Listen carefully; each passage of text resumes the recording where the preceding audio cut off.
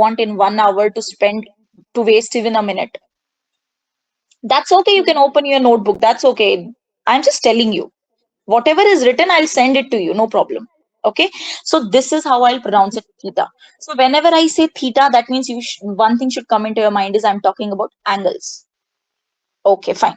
So now you understood that when we talk about trigonometry, so tri, this tri means three. We have tricolors in our flag, three colors. So three-sided figure is what? Three-sided figure is triangle. Yes, triangle. And gonometry means somewhat geometry. Okay.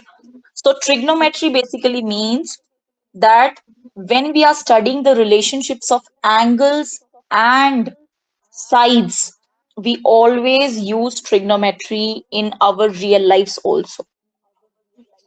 Okay, understood? Whenever, Understood. you do you like cricket? I like, but I don't usually play it. Okay, you don't usually play, but there is a constant angle that is 45 degrees, where if you throw the ball, it will reach its highest position. Do you know that? No. Okay, so you should remember this. 45 degree is the appropriate angle where the height of the ball will reach the highest. Okay, so how do they know that? They have made a triangle. Like suppose here this is the hand and this is the length of this is the highest point of the ball.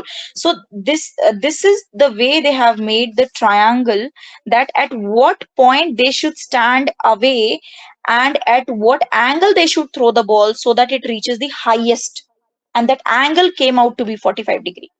So all these cricketers and all, they use that angle, they practice so much of their hand so that they stay in that 45-degree angle. Okay, so Yeah. you now actually understood what trigonometry is. Yes. Before going into the questions, we must always know whatever we are studying, where are we exactly using it. Now, somebody comes and tell you, can I show me the use of trigonometry in a square? You cannot do that. Because Trigonometry can, it's in triangles. yes, Right. only in triangle, the relationship of sides and angles is called trigonometry. Okay. And we do nothing in trigonometry, just changing the angle, changing the side, changing the everything, all these kind of things. When we change, there is some movement, there is some changes in the numerical parts. So that's what trigonometry is. That's it. It seems easy, whereas students don't like this chapter. That is the reason I just picked it, because I know that trigonometry is the only chapter where students, they don't, they are not able to connect it. Okay, fine. Now, um, I'm going to draw two different triangles. I hope you have studied the concept of congruency. What is Yes. congruent? What is congruency? I haven't studied it. Okay. Okay, fine. Even if you did not study, let's forget this now. Since you didn't study, let's forget that. Just try to analyze what is being done here. I have taken this as 5, this as 4, this as 3. And accordingly, I've taken this as 8, this as 10, and this as 6. Right? Okay. Yes. Now, I want you to find out the ratio of this 3 and 5, 3 by 5.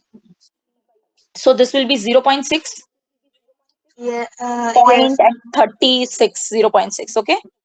Yeah. So what did I do? Here is the right angle triangle. Here is the right angle triangle. So for this side, I have measured the ratio of this side and the longest side, which is opposite to 90-degree. The same thing I want to do it for this triangle also. I want to measure this side and this side, and that will be 6 by 10. Yes. What is 6 by 10? 0.6 again. Yes. Okay, fine. So what did this happen? We got this equal, and I'll